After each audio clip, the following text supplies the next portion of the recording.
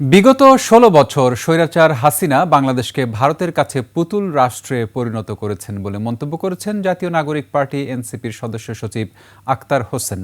দুপুরে রংপুরের পীরগাছায় free medical camp উদ্বোধন করে তিনি বলেন, বাংলাদেশের মানুষ এখন মর্যাদার প্রশ্নে একাট্টা।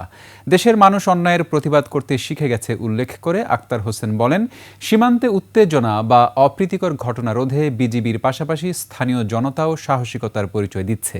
প্রতিবেশী রাষ্ট্রগুলোর সঙ্গে মর্যাদাপূর্ণ সম্পর্ক রক্ষায় এনসিপি বিশেষ গুরুত্ব দিচ্ছে বলেও জানান দলের সদস্য সচিব। এখন যে কোনো ব্র্যান্ডের পুরাতন এসি বদলে নতুন ওয়ালটন এসিতে উপভোগ করুন 25% ছাড়।